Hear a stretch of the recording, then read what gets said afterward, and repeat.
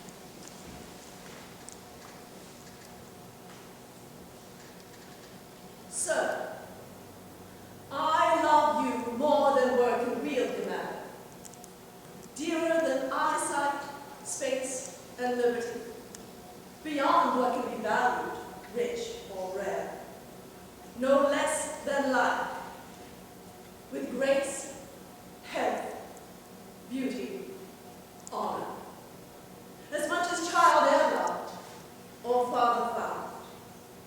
A love that makes breath whole, speech unable. Beyond all manner so much, I love you. What shall Cordelia do? Love and be silent.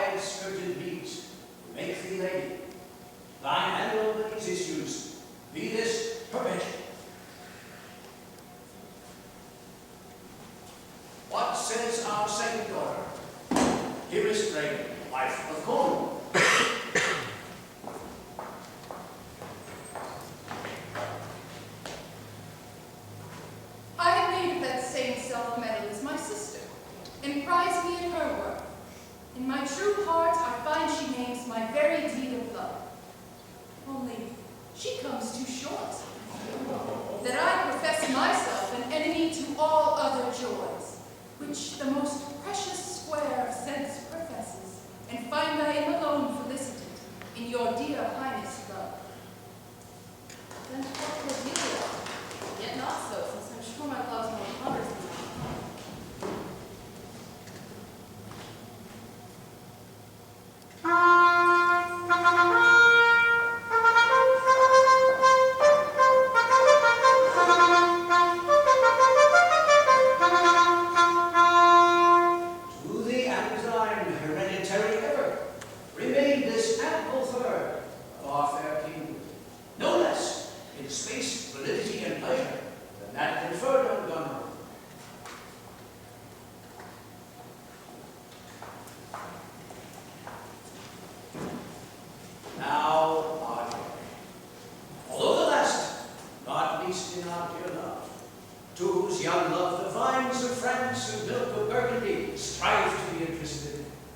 What can you say to draw a third more opulent than your sisters?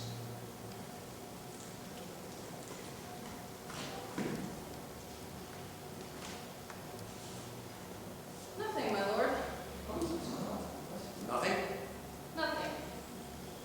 Nothing can be made of nothing. Speak again. Unhappy that I am, I cannot keep my heart into my mouth.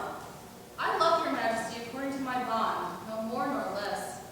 How could you make your speech a little less deeply mar your fortunes? Good, my lord.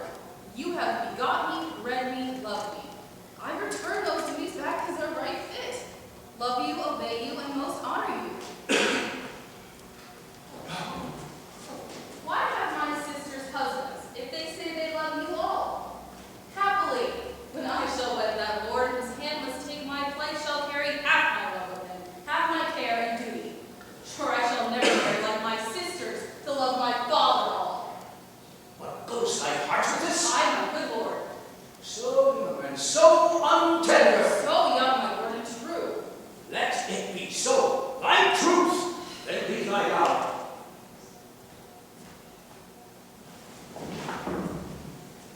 For by the sacred radiance of the sun, the mysteries of Hecate in the night, by all the operation of the orbs from whom we do exist and cease to be, here I disclaim all my paternal care, propinquity, and property of blood, and as a stranger to my heart and me hold thee from this forever.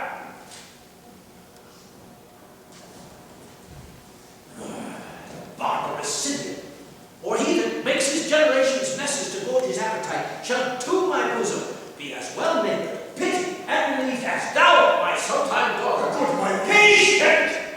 I'll not between the dragon and his wrath. I loved her most, and thought to set my rest on her kind nursery. Hence, and away my sight! So be my grave, my pieces. Here I give her father's heart from her. Go, friends. Who stands?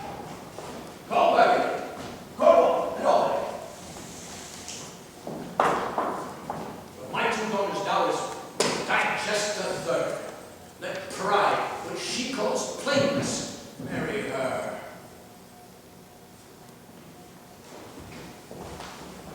I do invest you jointly in my power, preeminence, and all the large effects that troop with majesty.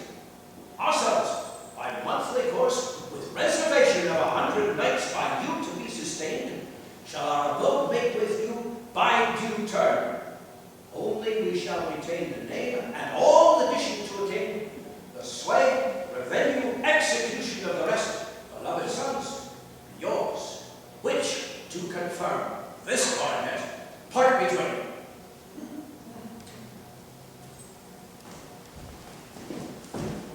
Royal Lear, whom I have ever honored as my king, loved as my father, as my master follower, as my great patron, thought on in my prayers. The bow is bent and drawn, take from the shaft. Let it fall, rather, though the fork invade the region of my heart. Be kept unmanly when there is mad. What wouldst thou do, old man? Thinkest thou that duty shall have dread to speak when power to flattery bows? To plainness honor's bound when majesty stoops to folly? Reverse thy doom, and in thy best consideration, check this hideous rashness. Answer my life, my judgment. Your youngest daughter does not love thee least. Nor those empty-hearted, whose low sounds revert no hollowness. Kent, on my life, I love the help of his bond. out of my sight, See that clear. now I abhor! Now I abhor the spirits I count Doom, kill thy physician, and let the fiend bestow upon the foul disease. Revoke thy doom. Or whilst I can get clever from my throat and tell thee thou dost evil. Hear me, on thine allegiance. Hear me, since thou hast sought to make us break our vows, which we durst never yet, and with strained pride to come between our sentences and our power, which nor our nature nor our place can bear, our potency made good, take thy reward.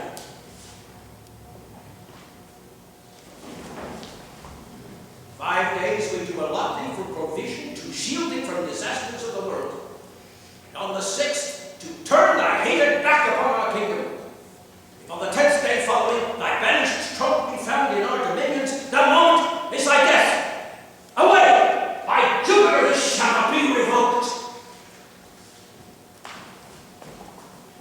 Fare thee well, king. Sit thus thou wilt appear. Freedom is hence, and banishment is here. The gods to their dear shelter take thee, name. That justly thinkest, and hast most rightly said. And your large speeches may your deeds prove, that good effects may spring from words of love. Thus Cantor, princes, bids you all adieu. He'll shape his old course in a country view.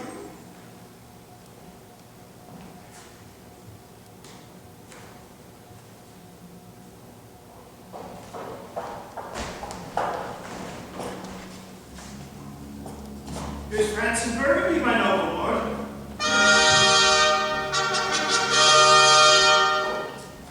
My Lord Burgundy, we first addressed toward you with this king hath rivaled for our daughter. What in the least will you require in presence dower with her, or cease your quest of love?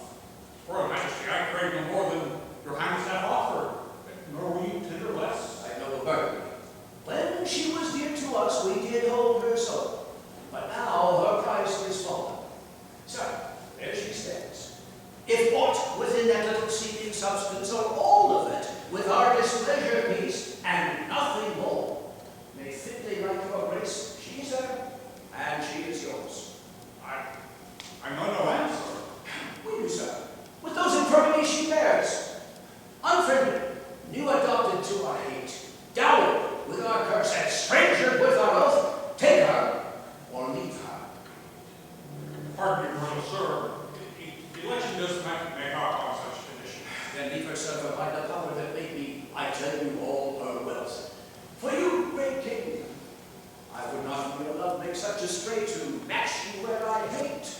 Therefore beseech you, to avert your liking me more will your way than on a wretch whom nature is almost ashamed to acknowledge hers. This is most strange. That she, who even but now is your best object, the argument of your praise, for all of your age, the best, the dearest, should in this crisis of time commit a thing so monstrous to dismantle so many folds of affection? Sure, her offense must be of such unnatural nature that monstrous. For your forevouched affection fallen into taint, which to believe of her must be a faith that reason beyond miracle could never plant in me. I yet beseech your majesty.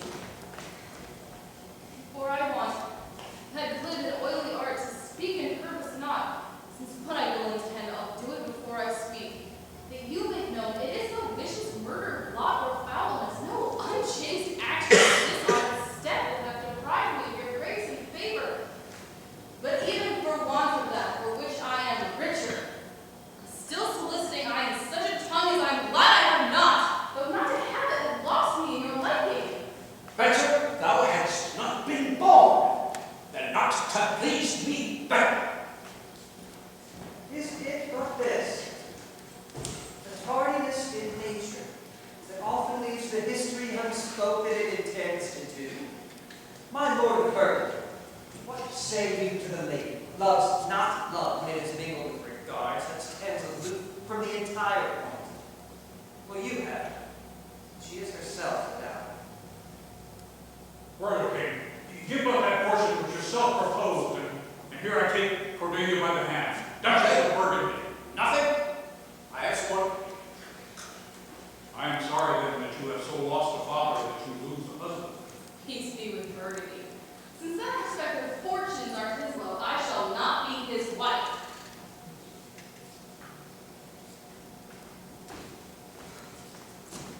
Here's Cordelia. Thou art most rich, being poor, most choice, forsaken, and most loved, despised. Here, thee and thy virtues I seize upon. Be it lawful, I take up what is cast away.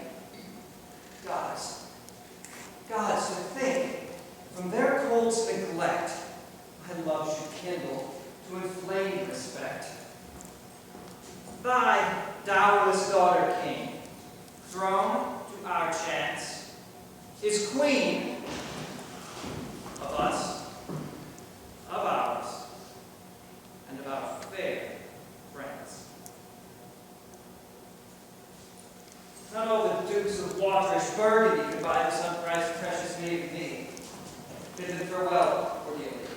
Though unkind, thou losest here a better fair fight. Thou hast her friends. Let her be thine, for we have no such daughter, nor shall ever see that face of hers again. Therefore be gone, without our grace, our love, our benison. Come, noble bird.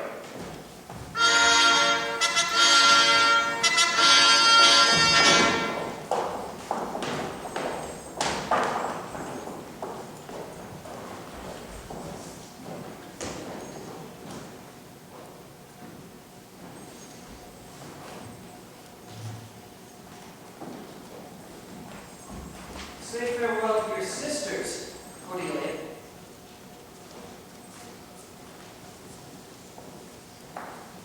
Jewels of our father.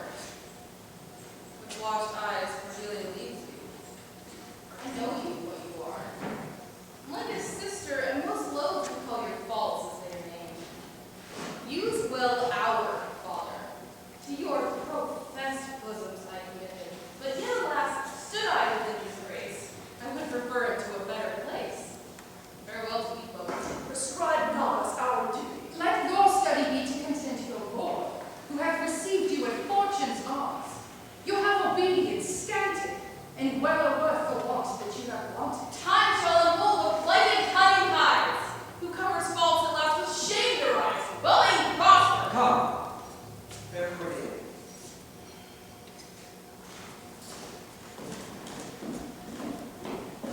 Sister, it is not little I have to say what most nearly appertains to us both. I think our father will hence tonight. That's most certain. And with you, next month with us. You see how full of changes his age is. The observation we have made it had not been little.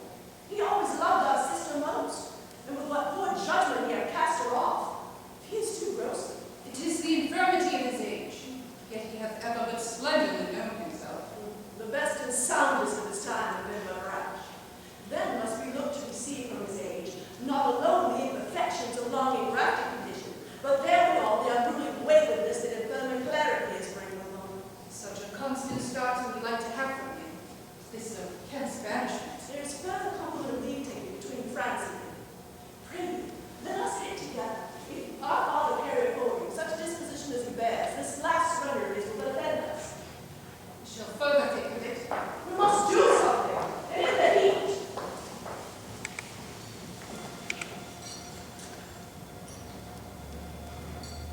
Thou nature art my goddess. To thy law my services are bound. Wherefore should I stand in the plague of custom, and permit the curiosity of nations to deprive me, for that I am some 12 or 14 moonshines lack of a brother? Why, bastard, wherefore base? When my dimensions are as well compact, my mind is generous, and my shape is true as honest man's issue. Why, rhymes they us with base, with baseness, bastardy, base, who in the lusty stealth of nature take more composition and fierce quality than a dull, stale, tired bed goes to creating a whole tribe of thoughts got between asleep and awake. Well then, my duties. I must have your land. Our father's love is to the bastard and as to the legitimate. Fine word. Legitimate. Well, my legitimate. If this letter speed, and my invention thrive, Edmund the base shall talk the legitimate. I grow. I prosper. Now, gods, stand up for bastards. Can't vanish thus. France call and pardon, and the king gone tonight. Subscribe his power, confined to exhibition. All this done upon again. I am a none of.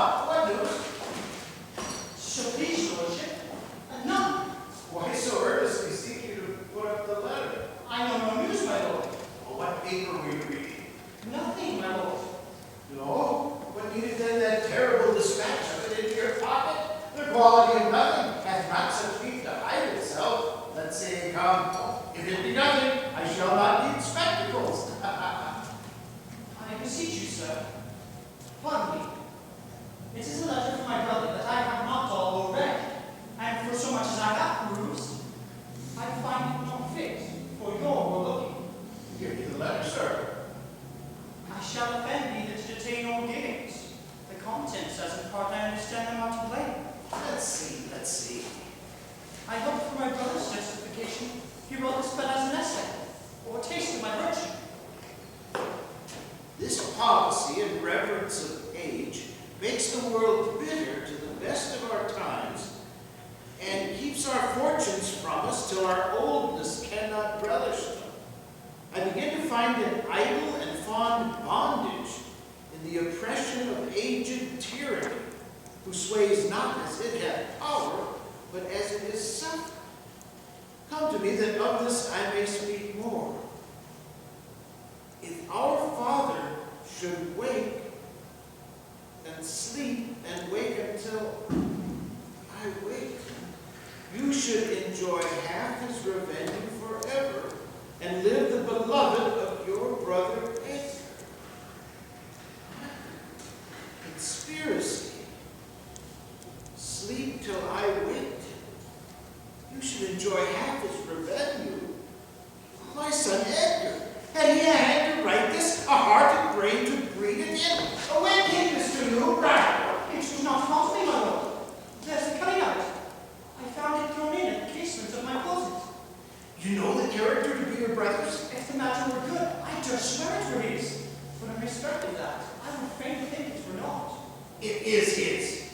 It is his hand, my lord. But I hope his heart is not in the contents. Has he never before sounded for this business? Never, my lord. But I have heard of what maintain it to be fixed that sons of perfect age and fathers decline. The father should be as ward to the son, and the son manages revenge. Oh, villain, his very opinion in the letter.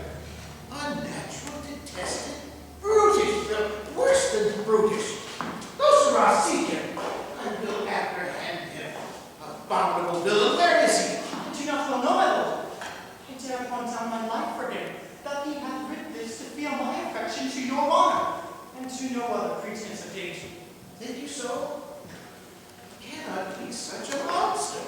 Nor is not sure. His own father, that so tenderly and entirely loves heaven and earth. Heaven, seek him out. Find me into him, I pray you. Frame the business after your own wisdom. I would unstate myself to be in a due resolution. I will seek him, sir. Presently, convey the business as I shall find means, and acquaint you with all. These late eclipses in the sun and moon portend no good to us. Love cools, friendship falls off, brothers divide. In cities, mutinies, in countries, discord, in palaces, treason, and the bond cracked betwixt son and father. Seek out this villain. Find him out. It shall lose thee nothing to it carefully. And the noble, true-hearted Kent banished. His offense, honesty, is strange. This is the excellent mockery of the world, that when we are sick in fortune, often the servants of our own behavior, we make guilty of our disasters the sun, the moon, and the stars. As an admirable evasion of poor master man to lay his goodish disposition on the charge of a star. My father compounded with my mother under the dragon's tail, and my nativity was under Ursa Major, so that it follows I am rough and impetuous. I should have been that I am, had the mainly a star in the firmament twinkle on my bastardizing. And out he comes like the catastrophe of the old comedy. My cues, villainous melancholy, with a sigh, like Tom Redder. Oh, these eclipses do portend these divisions. Come now, Brother Edmund. What serious contemplation are you in? I am thinking, brother, of a prediction I read this other day. What should follow these eclipses?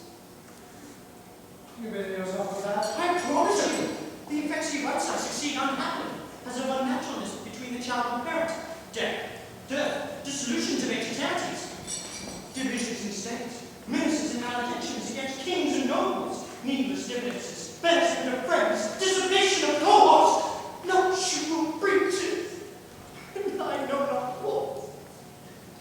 Since when have you been a secretary astronomical? Come. We saw you my father last. Then I've gone back. Spake you with him? I travelled together. Parted you in good terms? Found you no displeasure in him by word nor countenance? No, not at all. Bethink yourself, where you may have offended him, and at my entreaty forbear his presence until some little time hath qualified the heat of his displeasure, which at this instant so rageth in him that with the mischief of your person it would scarcely allay. Some villain hath done me wrong. That's my fear! I pray you, have caught me forbearance until the speed of his rage goes slower, and as I say, which Harold meets my lodging, from whence I will fitly bring you to hear my lord speak. Pray you go. There's my key. If you do stir abroad, go on. On, brother. I advise you to the best. I am no honest man if there be any good meaning towards you. I have told you all that I have seen and heard, but faintly. Nothing like the image and horror of it. Pray you away. Shall I hear from you or not? I do serve you in this business. A prejudiced father and a brother noble, whose nature so far from doing harms, he suspects none, on whose foolish honesty my practices ride easy. I see the business. Let me, if not by birth, have lands by wit, or with me's meet, that I can fashion fits.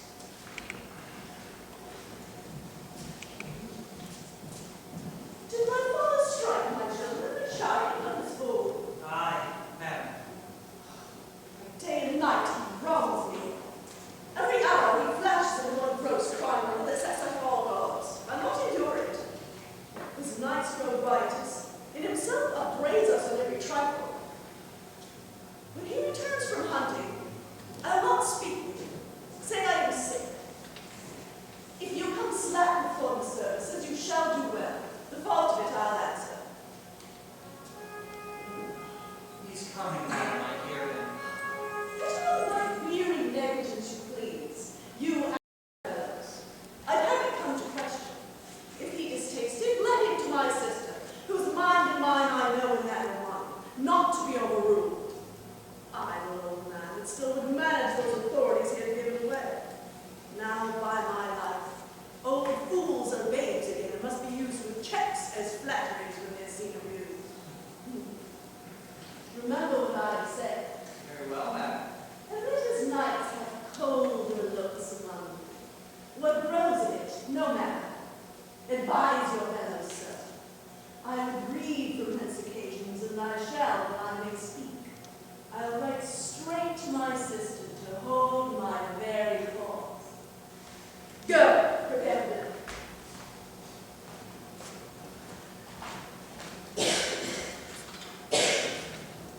If but as well I utter accents, my lord, can my speech diffuse? My good intent may carry through itself to that full issue, for which I raised my likeness. And banished Kent, if thou canst serve what thou dost stand condemned, so may it come. Thou, master, whom thou lovest, shall find thee full of labors.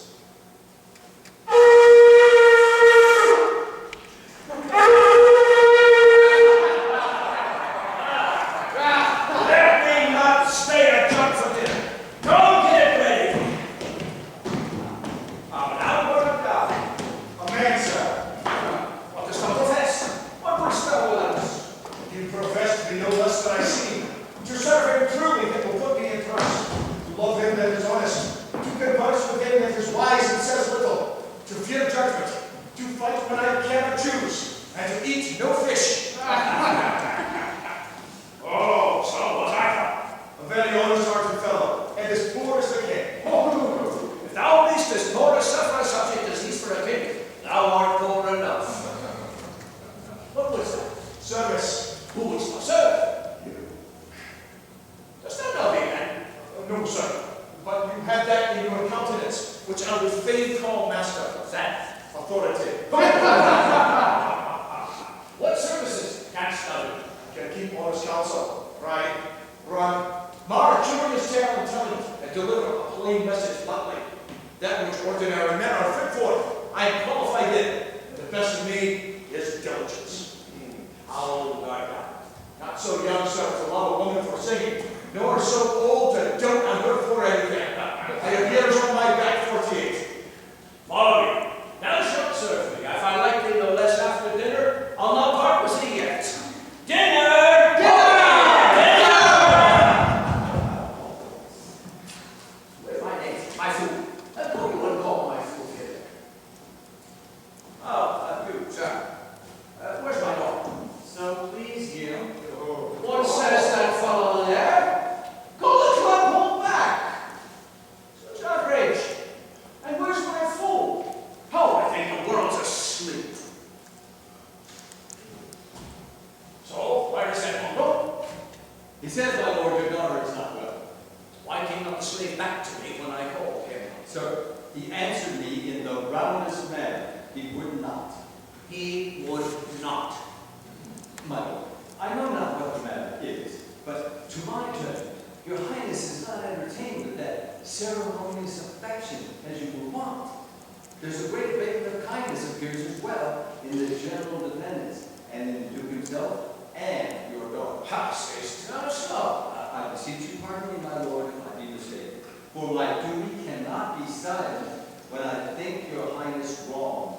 Thou but rememberest me of mine own concession. I have perceived a most faint neglect of late, which I've rather blamed as mine own jealous curiosity, than as the very pretext and purpose of unkindness. I'll look further into it, but where's my fool? I've not seen him these 2 days. Since my young lady's going into France, my lord, the fool hath much pined away.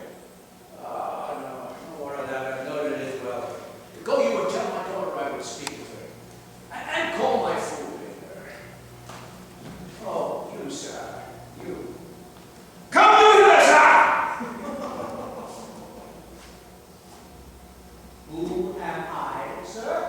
My lady's father. My lady's father. My lord's name, you horse and dog, you slave, you cur! And none of these, my lord. I beseech your pardon. Do you bear any looks of being rascal? I'll not be struck in, my lord. Nor twist me now. You big football player. Now, sir, spin out lovely. Away. I'll teach you differences. Away. If you will measure your lover's length again, Jerry, but away, go to, have you wisdom.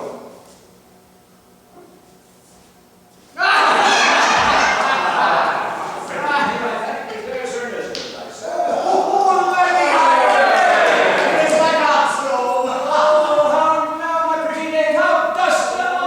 Oh, sir, I mistake my costume. Why, fool? For taking one's part that's out of favor. There, take my costume. This fellow has banished 2 one's daughters and did a third a blessing against his will. If thou follow him, thou must needs wear my costume. How now, nuncle, wouldst I had 2 coxcombs and 2 daughters? Why, my boy? Oh, if I gave them all my living, I'd keep my coxcombs myself. There's mine. Beg another of my daughters.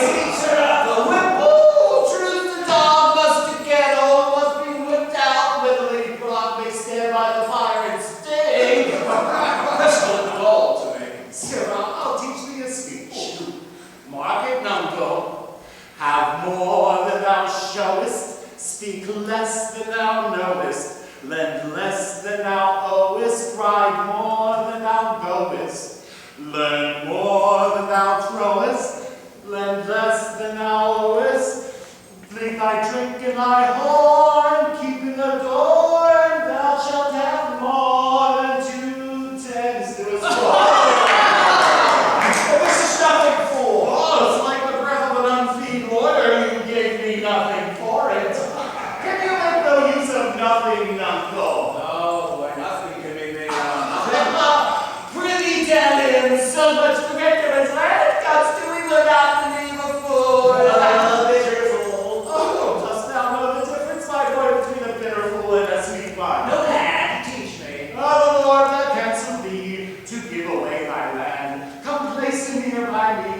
thou for him stand. The sweet and bitter fool will presently appear, the one in motley here, the other found out there. Dost thou call me fool? All thy other titles thou hast given away, that thou was born with. But this is not altogether fool, my lord. No, faith. Nuncle, give me an egg, and I'll give thee 2 crowns. What 2 crowns shall they be? Oh, the 2 crowns of the egg. When thou clovest thy crown in the middle and gave away both parts, thou had little wit in thy bald head when thou gavest the golden one away. Fools have ne'er less wit to hear, for wise men are grown foppish, and know not how their wits do wear. Their manners are so apish. When may you want to be so full of songs, sirrah? I have used it, Nuncle, e'er since thou gavest thy mothers thy daughters, when thou gavest them the rye and putest down thine own breeches, then they for sudden joy did weep, and I for sorrow sung, that such a king should play bo peep and go the fools among. Really, Nuncle, keep a schoolmaster that can teach thy fool to lie. I would fain learn to lie. I marvel at what kin thou and thy daughters are. They have me whipped for speaking true. Thou have me whipped for lying, and sometimes I am whipped for holding my peace. I would rather be any kind of thing than a fool. And yet I would not be thee, Uncle. Thou hast had thy wit of both sides and left nothing in the middle. Oh, here comes one of the pairings. How now, daughter, what makes that frankly on? Methinks thou art too much of making a frown. Oh, thou wast a pretty fellow, and thou had no need to care for frowning. I am better than thou art now. I am a fool, thou art nothing. Oh, yes, forsooth, I will hold my tongue, so your face bids me, though you say nothing. Mama! That's a show of peace, God. Not only, sir, this, your all-licensed fool, rather your insolent wretched do hourly carpet quarrel, breaking forth in rank and not to be enjoyed riot, sir. I had thought by making this well known as you to have found the sacred dress, but now grow fearful that though yourself too late have spoken, you protect this force and put it on by your allowance. Which if you should, the fault would not take censure, nor the dress of sleep. Necessity were called discreet proceeding. Oh, for you know, Nuncle, the head sparrow fed the boot so long that it had its head bit off by its young. So out went the candles, and we were left dawdling.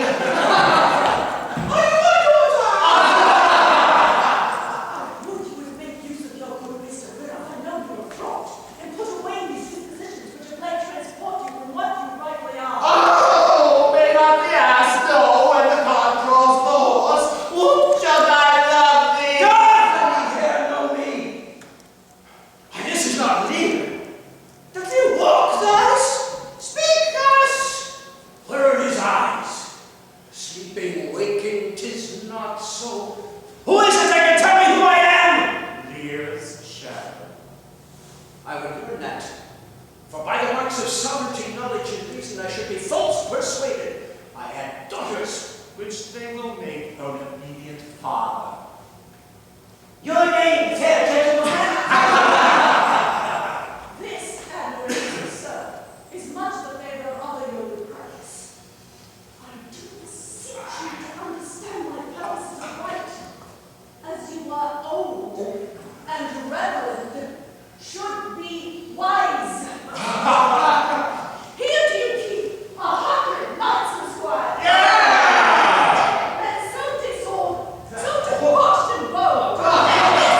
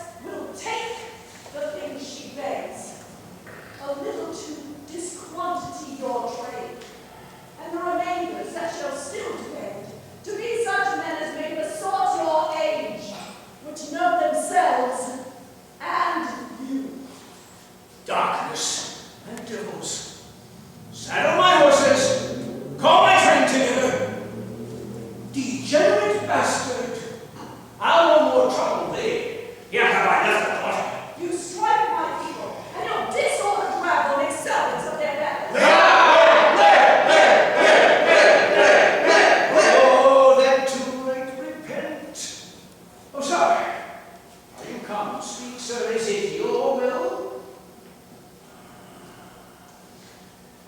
Ingratitude, a marble-hearted fiend, more hideous when thou shoost thee in a child than a sea monster. Pray, sir, be patient. Oh, detested cunt, thou liest. My men are men of choice and rarest parts. And all particulars of duty know, and in the most exact regard, support the worships of their names. Oh, most small fault. How often didst thou in Cordelia show which, like an engine, wrenched my frame of nature from the fixed place, drew from my heart all love, and added to the goal. Oh, Lear, Lear, Lear, beat at this gate and let that folly in, and that good judgment out. Go, go, my people! My lord, I am guiltless as I am ignorant of what hath moved you. It may be so, my lord. Your nature. Here, dear goddess who is here. Suspend thy purpose. If thou didst intend to make this creature fruitful, into her womb convey sterility. Dry up in her the organs of increase, and never bring a child forth from her delicate body. If she must teem, create her child of spleen, that it may be athwart this nature torment to her, and instead wrinkles in her brow of youth, with cadence tears fret channels in her cheeks, turn all her mother's pain and benefits into laughter and contempt, that she may feel how sharper than a serpent's tooth it is to have a thankless child. Away! Away!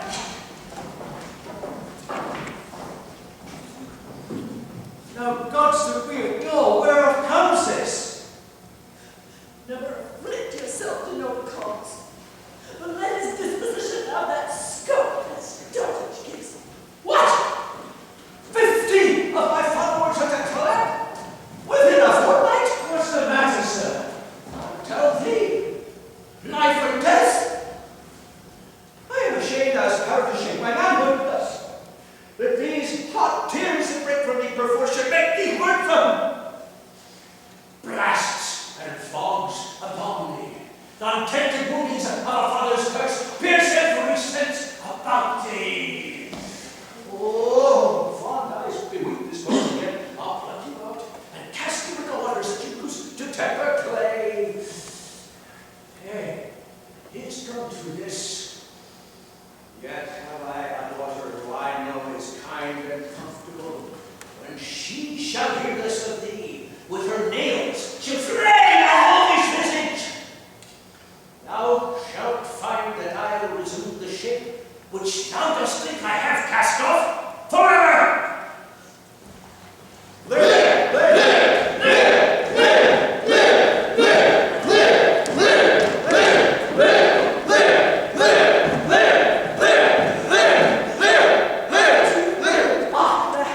I cannot be so partial, my lord, to the great love I bear you. Pray content, Oswald, you, sir, more knave than fool.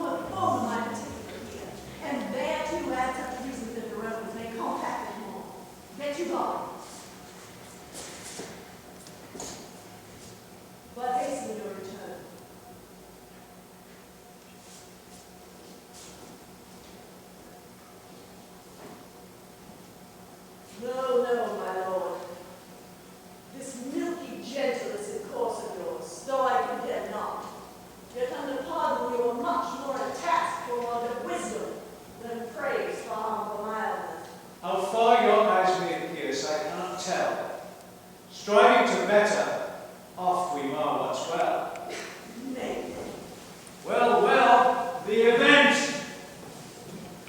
Go you before to Gloucester with this letter. Acquaint my daughter no further with anything you know that comes from her demand under the letter. I shall not sleep, my lord, till I have delivered your letter.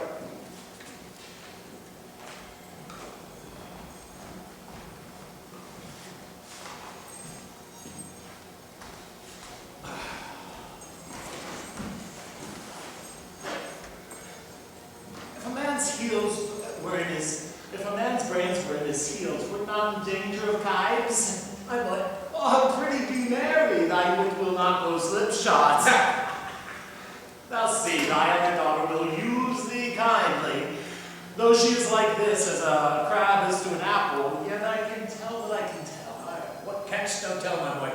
She will taste as like this, as a crab does to a crab. Canst tell why one's nose is in the middle of one's face? No. To keep one's eyes on either side of one's nose. That what he can't smell out, he may spy into. I did her wrong. Canst tell how an oyster makes its shell? No, nor I neither. But I can tell how why a snail has a house. Why?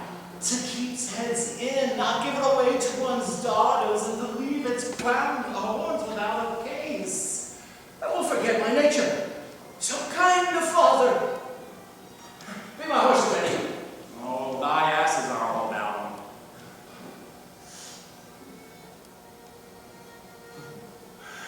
The reason why the 7 stars are no more than 7 is a pretty reason.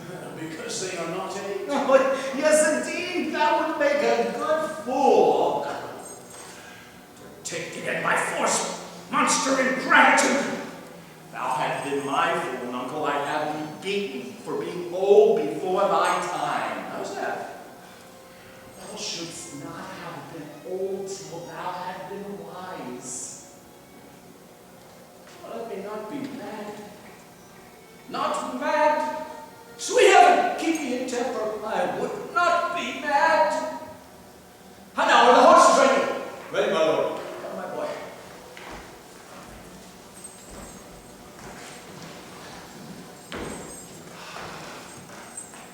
She that's a maid now, and last at my departure, will not be a maid long, lest things are cut shorter.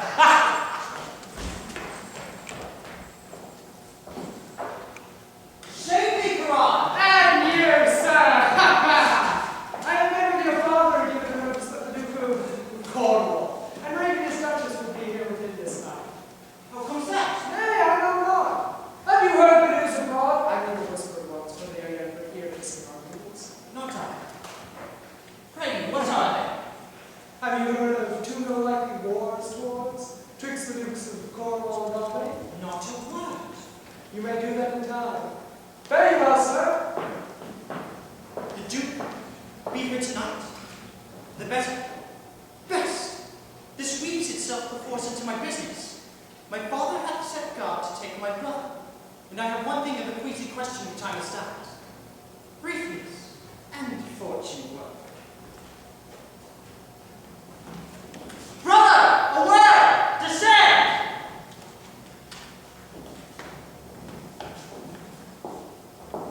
Brother, I say, all watches, oh, should fly this place. Intelligence is given where you are hidden. You have now the good advantage of the night. Have you not spoken against the Duke of Cornwall? He comes now, hither, in the night, and hates, and read with him.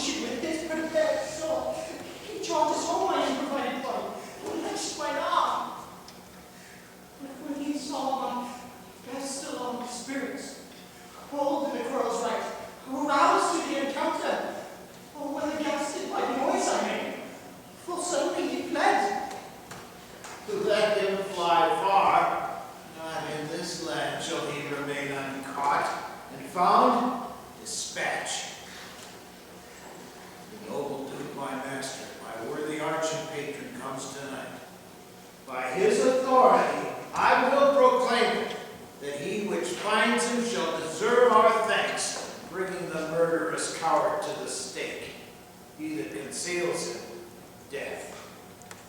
When I dissuaded him from his intent, and he found he would like to do it, with cursed speech I threatened to discover him.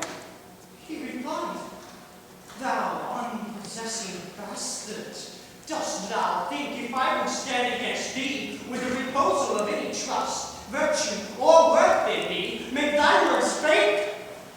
Strange and fastened villain. Would he deny his letter, said he? Hark, the Duke's trumpets. I know not why he comes. All courts I'll bar. The villain shall not escape. The Duke must grant me this. Besides, his picture I'll send far and near, that all the kingdom may have due note of him. And of my land, loyal and natural boy, I'll work the means to make thee king of all.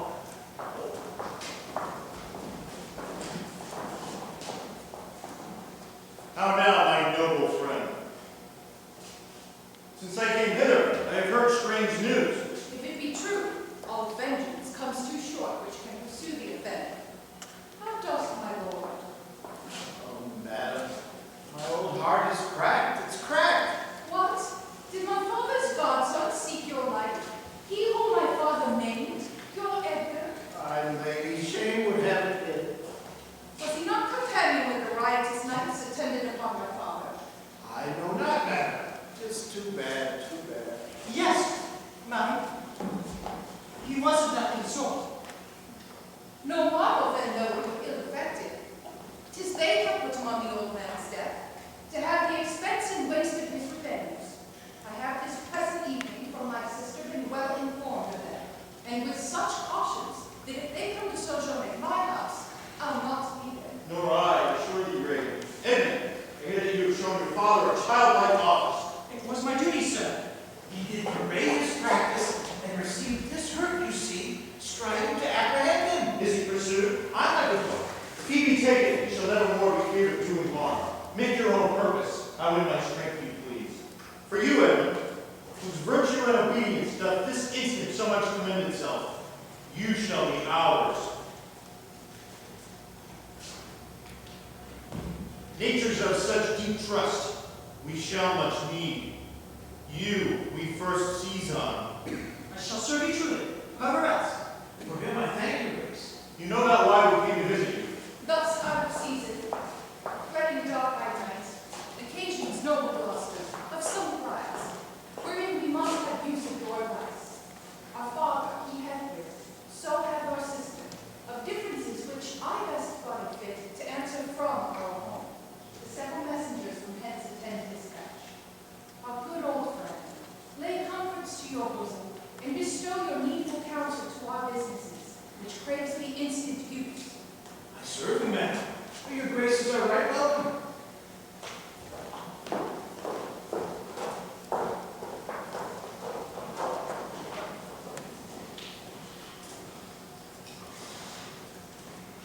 Good dawning to thee, friend. Art in this house? Where may we set our horses? In the mire. Prithee, if thou lovest me, tell me. I love thee not. I care not for thee. If I had thee in lips but a pinful, I would care for me. Why do you use me thus? I know thee not. Fellow, I know thee. And what dost thou know me for? A knave, a rascal, an eater of broken meats, a base, proud, shallow, beggar, 300-pound filthy words of stalking knave. A lily-livered, action-taking, whore-son, glass-gazing, super-serviceable, pinnacle rogue. One drunken, imitant slave, one who wishes to be a boss and wear good service, and not the composition of a knave. Beggar, coward, pander, and the son and heir of a mongrel bitch, and one whom I will beat into a calamitous whining, if thou deniest the least syllable of thy addition.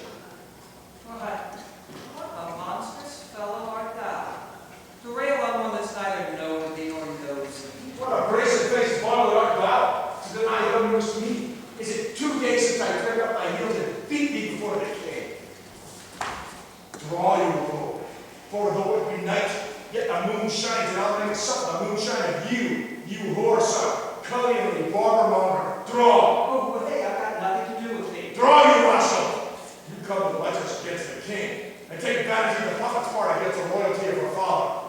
Draw, you rogue. We're also carving out your shanks. Draw, you rascal. Come your ways.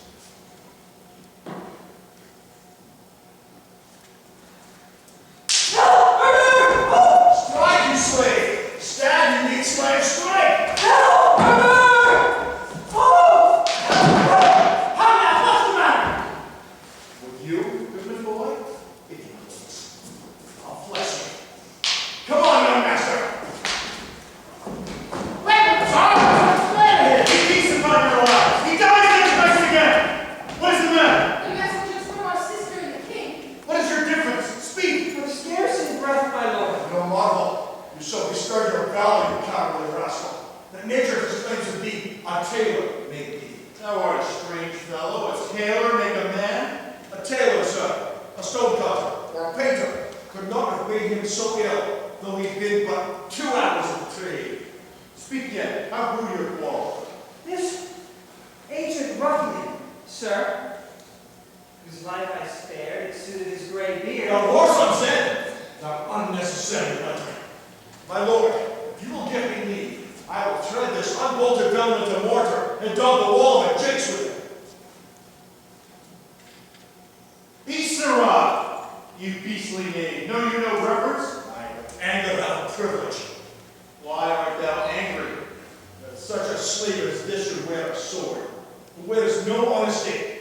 Such smiling robes as these, like rocks, oft bite the holy toward the twain. A plague upon your epileptic visage. Smiling with my speeches as I were fool. Goose, if I had you on Saturn plain, I'd drive you cackling home to Camelot. What, art thou mad, old fellow? How found you out? Say it. No contraries hold more activity than I am such a knave. Why dost thou call him knave? What is his fault? His countenance likes me not. No more perchance does mine, nor his, nor hers. Sir, 'tis my occupation to be plain. I've seen better faces in my time than stands on any shoulder that I see before me at this instant. This is some fellow who, having been praised for bluntness, doth affect a saucy roughness. It constrains the guard quite from his nature. He cannot flatter thee, an honest mind and plain. He must speak truth. And they will take it so, or else he's plain. Sir, I know I am no flatterer. He that beguiled you in a plain accent was a plain knave, which for my part I will not be, though I should win your displeasure to attribute to it. What was the offense you gave him? I never gave him any. It pleased the king, his master, very late to strike at me upon his misconception. When he, being all compact and flattered in his displeasure, tripped me behind, being down, insulted, railed upon. Him such a deal of a man that worthy got praises of the king for attempting who was self-subdued. And in the fleshhood of that great exploit drew on me here again. These rogues and cowards, but Ajax is their fool. Fetch forth the stocks. You are a stubborn ancient knave, a reverend braggart. We'll teach you. Sir, I am too old to learn. Call not your stocks for me. I serve the king, on whose employment I was set to you. You do small respects, show too bold malice against the grace and person of my master, Stone's messenger. Fetch forth the stocks, as I have life and honor. There shall we sit till noon. Till noon. Till night, my lord. And all night, too. Why, madam, if I were your father's dog, you would not use me so. So, being his knave, I will. This is a fellow of the self-same color our sister speaks of. Come, bring away the stocks. Let me beseech your grace not to do so. The king, his master, needs must take it ill that he so slightly favored in his messenger should have him thus restrained. I'll answer that. My sister may receive it much more worse to have her gentleman abused, assaulted for following her affairs. Put in his legs! Come, my good lord, away. I am sorry for it. 'Tis the Duke's pleasure, whose disposition all the world well knows.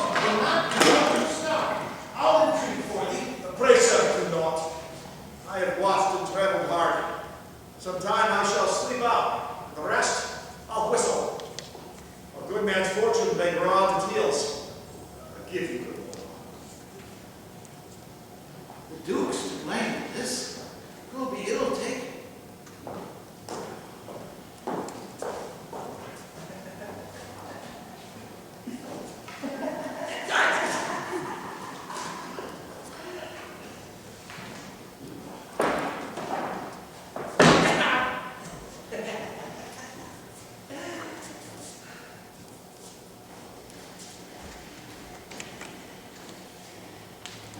King, that approves the common song.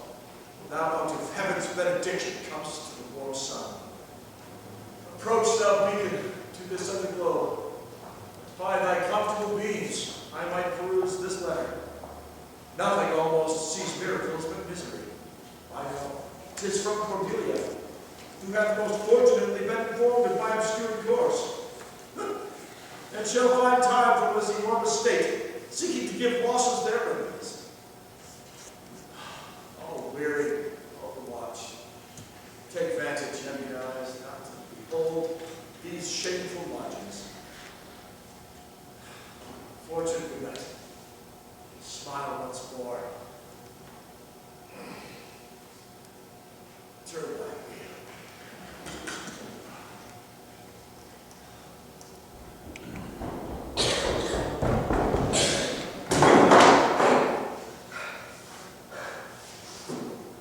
I heard myself proclaimed, but a happy hollow of a tree escaped the height. The port is free. Thank God. Most unusual visions doth not attend my tent. Whilst I may escape, I will preserve myself, and it be thought to take the baseless and most poor shape, that have a pending contempt of man for me to beast. My face, begrimed with filth, make it, my lords, else all my hairs in knots, and with presented nakedness I'll face the winds and persecutions of the skies. The country gives me proof.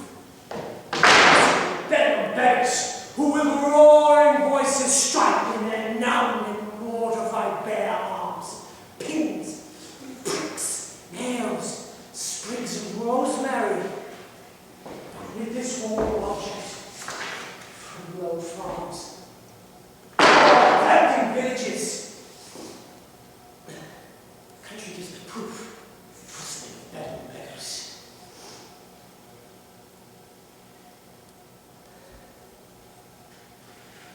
Oh, eternally God, Tom, Edgar, I am nothing yet.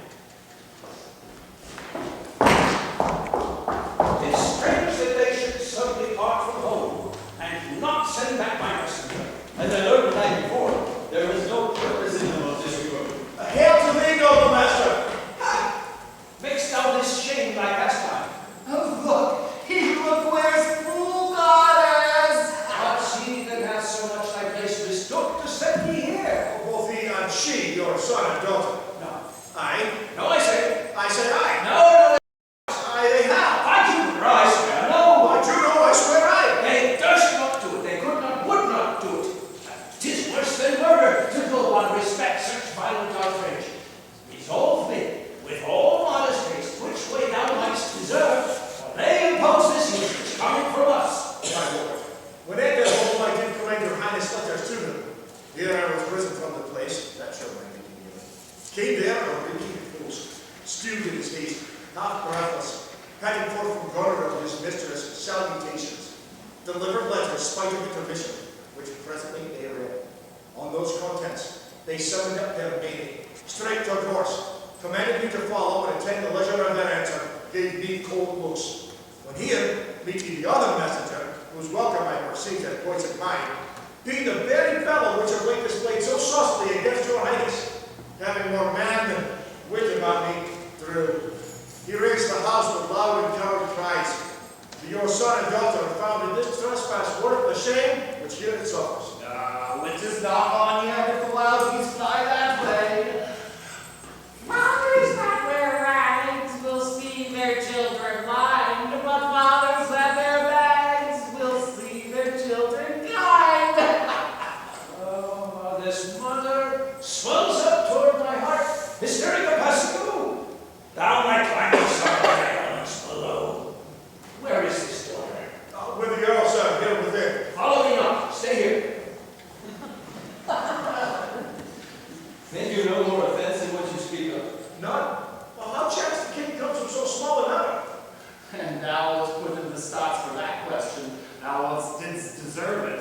Why, fool? Well, sending to school to an aunt to teach thee that there's no laboring in the winter. All that follow with their noses are led by their eyes but blind men. And there's not a nose among 20 but can smell him who's stinking.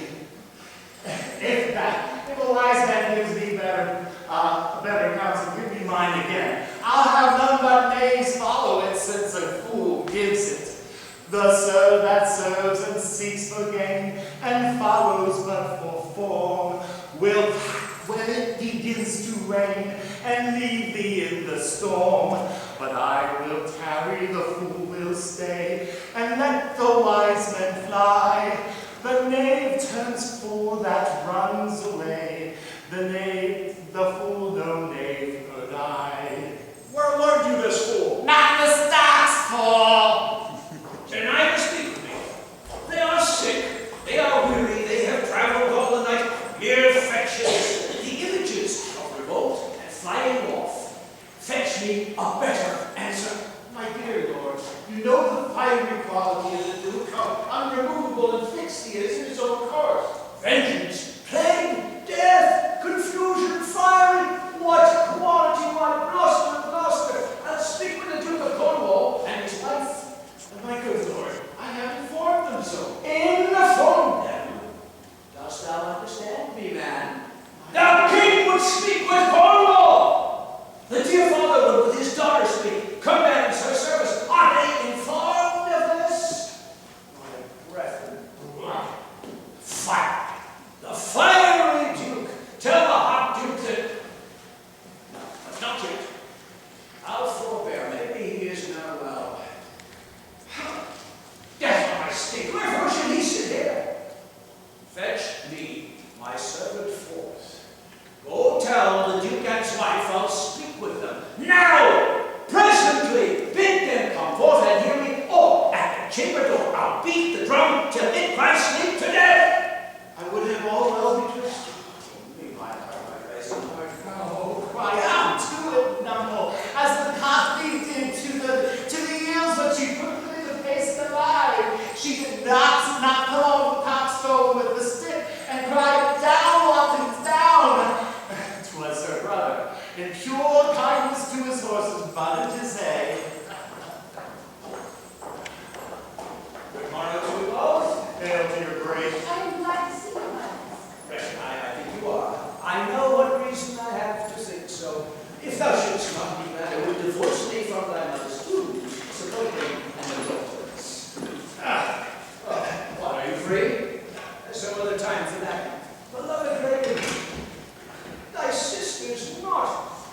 Oh, Regan, she hath tied sharp tooth unkindness like a vulture here. I can scarce speak to thee, thou not believe with what depraved equality. Oh, Regan. Pray you, sir, take patience. I have hoped you less know how to value the dessert than she to stand her duty. Hey, how's that? I cannot think my sister in the least would fail her obligation. If, sir, perchance she have restrained the riots of your followers, 'tis on such ground and to such wholesome end as clears us of all blame. My curse is on her. Oh, sir, you are old. Nature in you stands on the very verge of its conflict. You should be ruled and led by some discretion that discerns your state better than you yourself. Therefore, I pray you that to our sister you do make return. Say you have wronged her. Ask her forgiveness. Do you but mark out this becomes the house? Dear daughter, I confess that I am old. Age is unnecessary. On my knees, I vouchsafe that you provide me raiment, bed, and food. Good sir, no more. These are unsightly tricks. Return you to my sister. Never. She hath abated me of half my trade, looked black upon me, struck me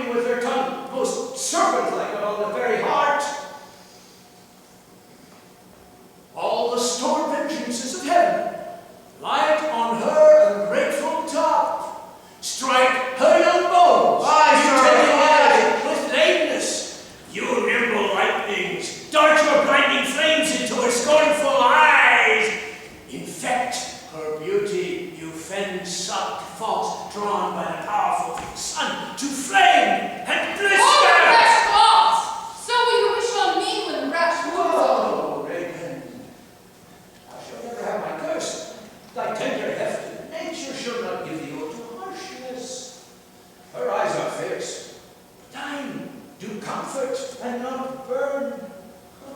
'Tis not in me to grudge my pleasures, to cut off my train, to bandy hasty words, to scant my sizes, or in conclusion to oppose the bolt against my coming in. Thou better know'st the offices of nature, bond of childhood, effects of courtesy, dues of gratitude. Thy half of the kingdom hast thou not forgot, wherein I be endowed. Good sir, to the purpose. Who put my man in the stocks? What trumpet's that? I know it. My sister's. This proves her letter that she will soon be here. Is your lady? This is a slave, whose easy borrowed pride dwells in the sickly grace of hurried flows. Out first, permission! What means your grace? Who stopped my servant? Pray, I have good hope thou didst not know on it. Come here. Oh, if you do love old men, if your sweet sway allow obedience, if you yourselves are old, make it your cause, sit down and take my part. I'm not ashamed to look upon the spirit. Oh, man, will you take her by the hand? Why not by the hand, sir? How have I offended? All's not offense, indiscretion fines, and dotage terms so. Besides, you are too tough when you get old. How came my man in the stocks? I sent him there, sir, but his own disorders deserve much less advancement. You did! I pray you, Father, being weak seems so. If till the expiration of your life you will return in social with my sister, dismissing half your train, come then to me. I am now from home and out of that provision that shall be needful for your entertainment. Return to her. And 50 men dismissed. Ah, rather I abjure all roofs and choose to wage against the enmity of the air to be a comment of the wolf and owl, necessity sharp pinch. Return with her. The hot-blooded French that doubtless took my youngest born. I might be brought to knee his throne and squire at pitch and beg to keep its life afoot. Return with her. Persuade me, brother, to be slave and sumpter to this detested groom. At your choice, sir. My prisoner, I do not let me back. No more trouble, my child. Farewell. We'll no more meet, no more see one another. But yet you are my flesh, my blood, my daughter. Or rather, a disease that lies within my flesh, which I must needs call mine. Thou art a boy, a pencil, or embossed carbuncle on my corrupted blood. But how much I be? Let shame come when it will, I do not call it. I can be patient. I can stay with Reagan. I and my 100 knights. Not altogether so. I looked not for you yet, nor had provided for your fit welcome. Give ear, sir, to my sister. For those that mingle reason with your passion must be content to think you old. And so, she knows what she does. It is well spoken. I dare avouch it, sir. What 50 followers? Is it not well? What should you need of more? Yea, or so many? Since that little charge and danger speak against so great a number. How in one house should many people under two commands hold amity? 'Tis hard, almost impossible. Why might not you, my lord, receive attendance from those that she calls servants, or from mine? Why not, my lord? If then the chance is lacking, we can control them. You will come to me, for now I spy a danger.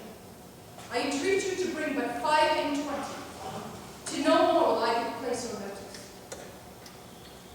I gave you all. A good time you gave it.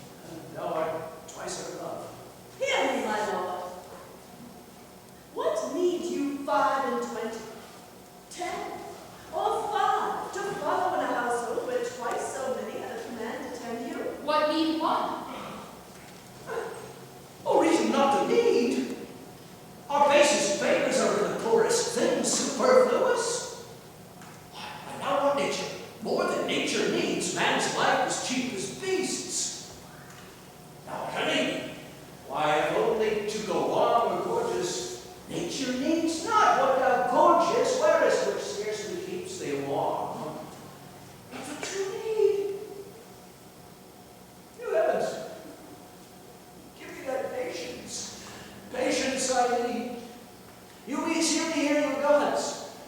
The poor old man, as full of grief as age, wretched in both.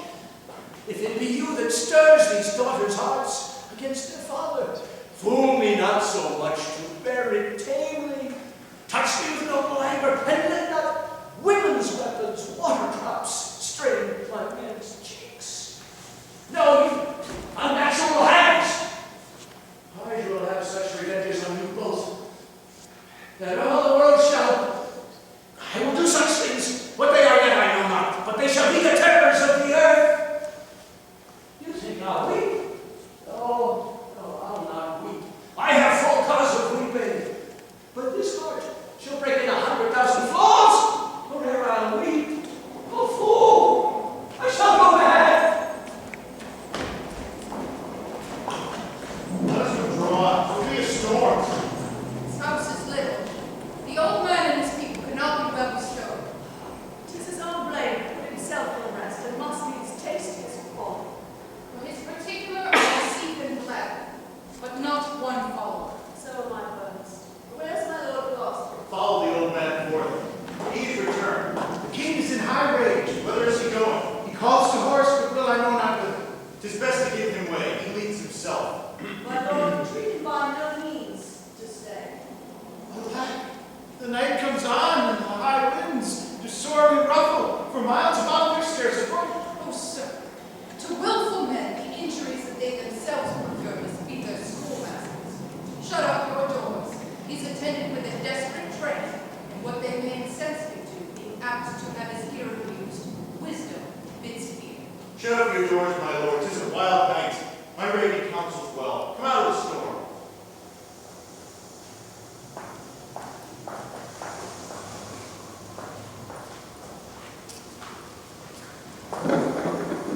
Who's there besides foul weather?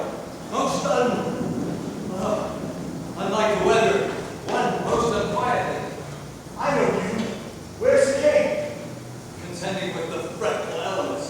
It bids the wind blow the earth into the sea, or swell the curved waters bound the main. The things by change or cease. Tears his white hair, which impetuous blasts with eyeless rage capture their fury and make nothing of. Strives in his little world of man to outscore the true and fro, conflicting wind and rain. This night, wherein the cub-drawn bear crouch, the lion and the belly-pinchered wolf keep their fur dry, unbonneted he runs and bids what will take all, but who is with him? None but the fool who labors to outjust his heart-struck injuries. Sir, I do know you. Dare upon the waters of my own command dear thing to you. There is division twixt Albany and Cornwall. But true it is, from France there comes a power into this scattered kingdom, who already wise in our negligence, have secret defeated some of our best homes, and are at court to show their own banner.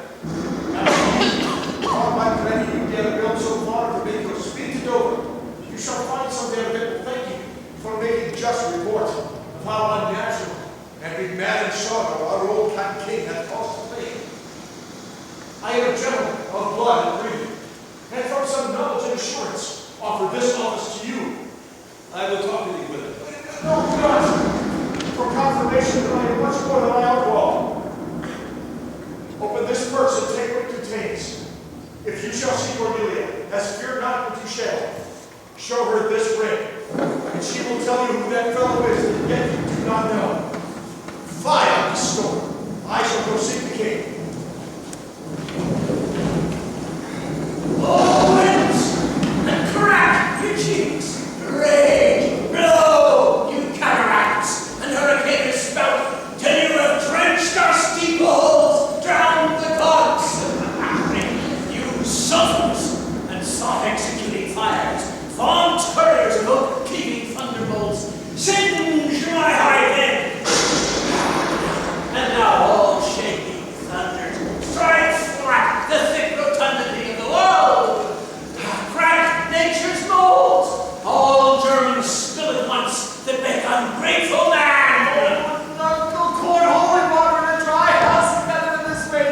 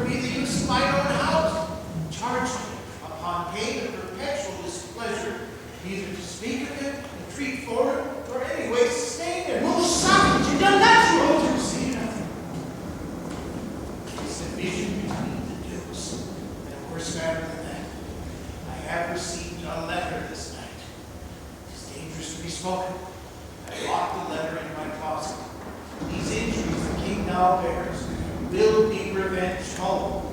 There's part of the power already footed. We must be kind to the king. I will look and privily relieve you. Go you and maintain talk with the Duke, that my charity be not of him perceived. If he asks for me, I am ill and gone to bed. If I should die for it, as no less is threatened me, the king, my old master, must be relieved. There is strange things toward him, and pray you be careful.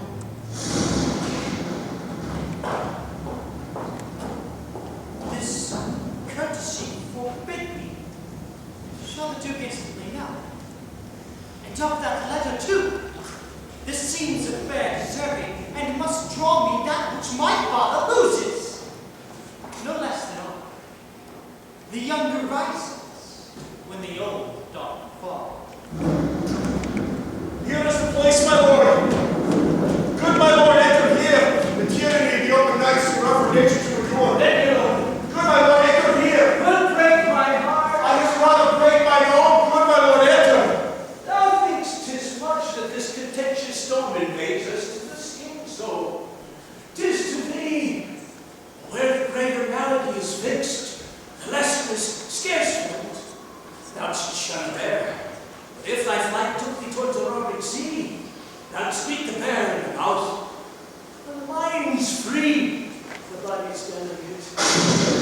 The tempest in my mind doth from my senses take all feeling else, save what beats there, filling ingratitude. It's not as his mouth should tear his hand from lifting food to it. But I will punish home. No, I will weep no more.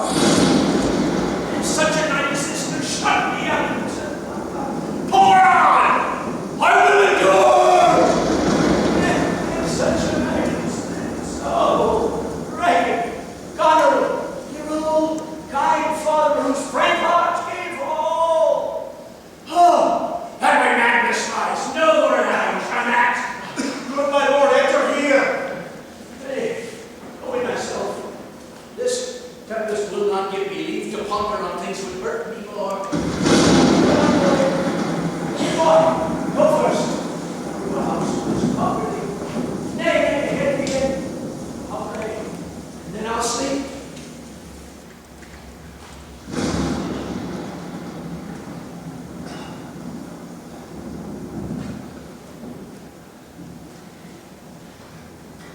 Naked riches, wheresoever you are, by the belting of this bitter storm. How your houseless heads, unfed sides, your looped and windowed brightness defend me from seasons such as these? Oh, I take too little care of this. Take physic, expose thyself to feel what wretches feel, that thou mayst check the superflux to them, and show the heavens more just.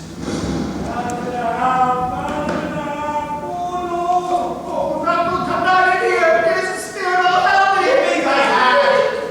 Who's there? Tis a spirit that says his name is Full Tom. Oh, what art thou that dost grumble there in the straw? Come forth. Away! Follow me to the shop. Our knows the wind. The glory thy hand, and warm thee. Didst thou give all to thy daughters, and art thou come to this? Who gives anything to Uno, whom the foul fiend hath led through fire to flame, to sword or whirlpool? Bless thy five wits, Tom's of old. Do more talk for charity, whom the foul fiend vexes. There could I have him now, and there again, and there! As his daughters brought him to this task, couldst thou say nothing? Wouldst thou give him all? Nay, he's deserved by him, lest we all be shamed. Now, all the plagues and independent as air, and fated for men's faults, lie on his daughters. Oh, he hath no daughter, sir. Freeze, traitor! Nothing could have subdued nature to such a lowness but his unkind daughters.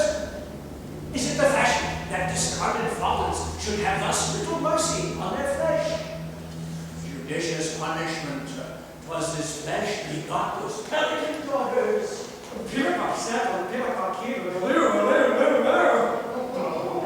This cold night will turn us all to fools. Or bad then. Take heed, O foul fiend! Obey thy parents, keep thy words justly, swear not, commit not, with man's sworn vows. Let's set thy sweetheart on proudery. Songs ago. What hast thou been? A silly man, proud of heart and mind, that curled my hair, wore gloves in my cap, served the act of lust. And to thy mistress, and did the act of darkness with her, swore as many oaths as I spake words, and broke them in the sweet face of heaven. Still through the sharp hawthorn blood of the wind, says some man noddy! Thou wert better in the grave than to answer with thy uncovered body's extremity of the skies. Is man no more than this? Consider him well. Thou knowest the worm no silk, the beast no hide, the sheep no wool, the cat no perfume. Ha! His theons are sophisticated. Thou art the thing itself. Unaccompanied man is no more but such a poor bare-forked animal as thou art. Off, you headlings! Come on! Tis a naughty night to swim in. Oh, look! Here comes a walking fire! Thou flimmy it begins at curfew, and walks to the first call, miracles the white meat, How fares your grace? what's he? Who's there? Where is it you seek? What are you there? You mean? The poor dog that eats the sweet frog, the toad, the tadpole, the warder in the water. Stop! Punish him in prison! Beware, my father, peace, smoke in peace, thou free! What has your grace no better company? It's of darkness is a gentleman, Maudu he calls himself, and Mahu! Dogs are all. Go in with me. My duty cannot suffer to obey all your daughter's hard commands. Will their injunction be to bar my doors and let this tyrannous night take hold upon you? Yet I venture to come seek you out and bring you where both fire and food is ready. First, let me talk with this philosopher. What is the cause of thunder? Oh, go with it. My lord takes off and going to the house. I'll talk a word with the sailor and the demon. What is thy study? How to prevent the fiend and to kill them. Importune him to go once more, my lord. His wits begin to unsettle. Canst thou blame him? His daughter seek his death. How that good Kent, he said it would be thus. Poor man. Thou sayest the king grows mad. I'll tell thee, friend, I am almost mad myself. I had a son, now outlawed for my blood. He sought my life but late. Very late. I loved him, friend. No father his son dearer. Truly tell thee this grief hath crazed my wits. What a night's this. I do beseech your grace. By your sister, noble philosopher, ye your company. Get thee in there, into the house. My lord, my lord. Jesus, my With my philosopher. Sirrah, go on with us. No words, no words. Have Come wherever ye in. Child rolling to the dark tower came. His word was still, fire, flowing far. I smell the love of the British man.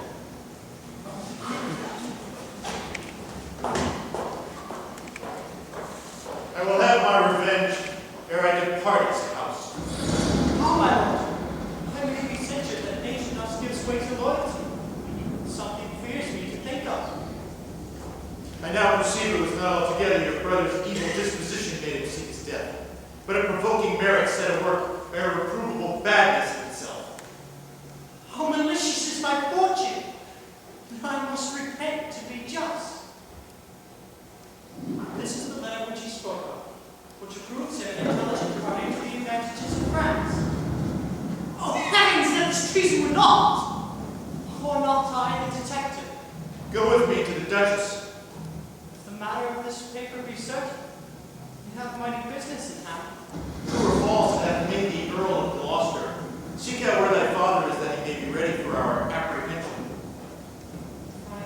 him comforting the king, will stop his suspicion of folly. I will persevere in my course of loyalty, though the conflict be sore between that and my blood. I will lay trust upon thee, and thou shalt find a dear father in my love. Here's better to the open air, take it thankfully. I will piece out the comforts for the mission I can. I'll not be long. His wits have given way to his impatience. The gods reward your kindness. Raphael calls it deafening news, an angler in the lake of darkness. Pray, listen, and beware the foul fiend. Everything about will tell me whether a man can be a yeoman or a gentleman. A king. Yeoman, who has a gentleman to his son. He's a mad yeoman that sees a gentleman before him. And 1,000 with red burning spits come hissing in upon. Give birth thy fine wings! Pity, sir, where is the patience you so often boasted to retain? The concoction of all the trade, flesh, the sweet of see, if I let me, I will throw his head at them, a watching cur, be thy mouth or black or white, tooth that poison if it might, mastiff great, how long or grim, how no spare no block for him, for get tighter, good the breath, Tom will make him weep and red, for when not throwing up my head, dogs have left the hatching all of them.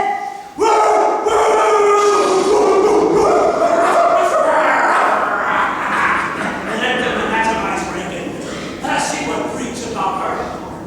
Is there any cause in nature that made these hard hearts? You say, I entertain for one of my 100. Only I do not like the fashion of your garments. You will say the approach, but let them be changed. Good, my lord. Lie down and rest a while. Make no noise. Make no noise. Draw the curtains. So, we'll go to supper in the morning, and I'll go to bed at noon. Where's the king, my master? He is here, but trouble him not, his wits are gone. I prithee, friend, take him in thy arms. I have overheard a plot of death upon him. There is a litter, friend. Lay him in it, and drive toward Dover, friend. Where thou shalt meet both welcome and protection. Take him up, I prithee. Thou shalt dally half an hour, his life and thine, and all that offer to defend him, stand in assured loss. Take up, please. Some provision, give the quick content. Oppressive nature sleeps. This rest might yet have balm to thy broken sinews. If convenience will not allow, stay in our cure. Come help bail thy master. Thou must not stay behind.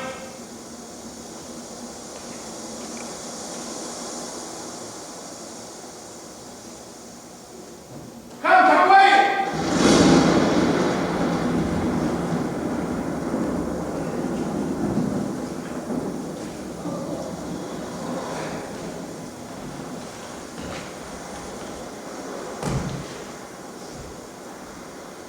When we are better soon bearing our woes, we scarcely think our miseries our foes.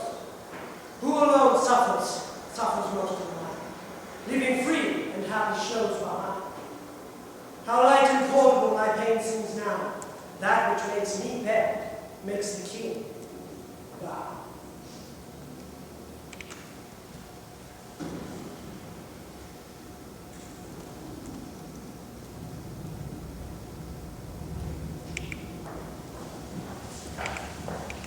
Go speedily to my lord your husband, show him this letter. The army of France has landed. Seek out the traitor Gloucester. Hang him instantly. Pluck out his eyes. Leave him to my displeasure. Edmund, keep you our sister company. The revenges we are bound to take upon your traitorous father are not fit for your beholding. Advise the Duke where you are going to the most festive preparation we are bound to the like. Our post shall be swift and intelligent betwixt us. Farewell, dear sister. Farewell, my lord of Gloucester. How now? Where's the king? My lord of Gloucester hath conveyed hence. Some 5 or 36 of his knights, hot questions after him at the gate, who with some other of the lord's dependents have departed with him, toward Dover, where they boast to have well-armed friends. Get horses for your mistress. Farewell, sweet lord, and sister. Edmund, farewell. Go, seek the traitor Gloucester. Hating him like a thief, bring him before us. Though well we may not pass upon his life without the form of justice, yet our power shall do a courtesy to our wrath, which men may blame, but not control. What's in there? Who's there? The traitor? Ungrateful fox, 'tis me. Bind fast his corky arms. What mean your graces? Will my friends consider you my guests? Consider friends, do me no foul play. Bind him, I say. Harsh, filthy traitor. What merciful lady as you are, I'm none. To a chair binds him. Villain, thou shalt find. By the kind gods, this most ignobly done to pluck me by the beard. So white, and such a traitor.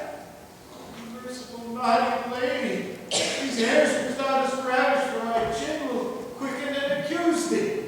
I am your host. But unhospitable figures, you should not ravish my face thus. What will you do? Come, sir. What letters have you laid from France? Be simple as it, for we know the truth.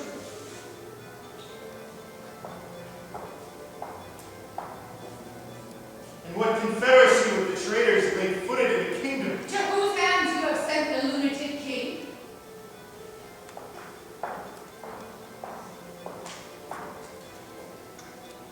Speak! I have a letter guessingly set down, which came from one that's of a neutral heart, and not from one opposed.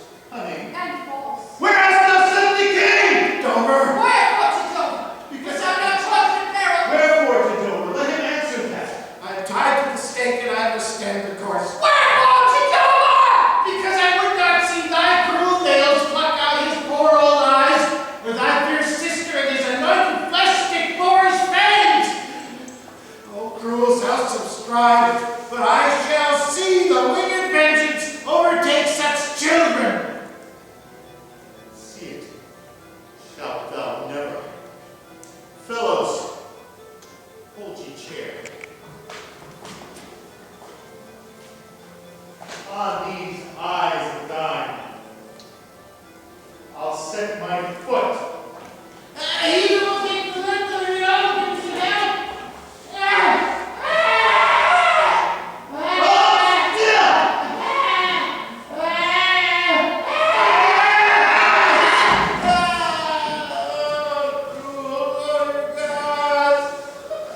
One side will walk another.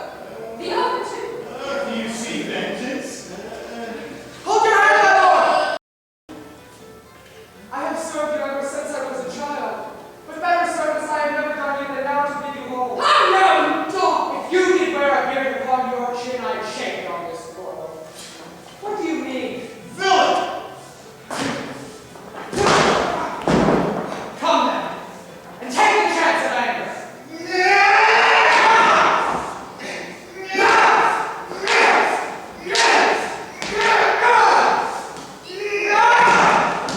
Give me thy sword. Peasant, stand up!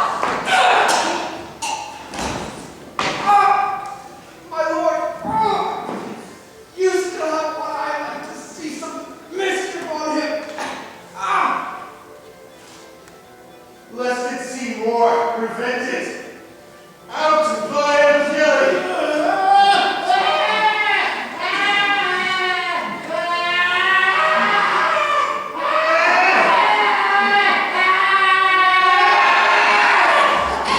Where is thy luster now?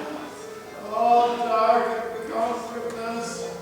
Where's my son Edmund? Oh, Edmund, enkindle all the sparks of nature to quit this horrid act. Out, treacherous villain. Thou callest on him in haste. It was he that made me overture of thy treasons to us, who is too good to pity thee. Oh, my follies. Then Edmund was abused.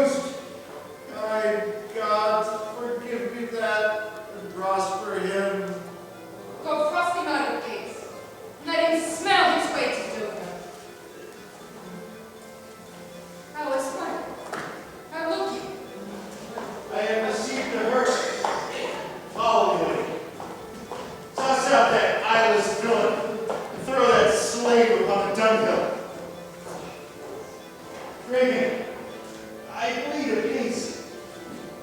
In timeless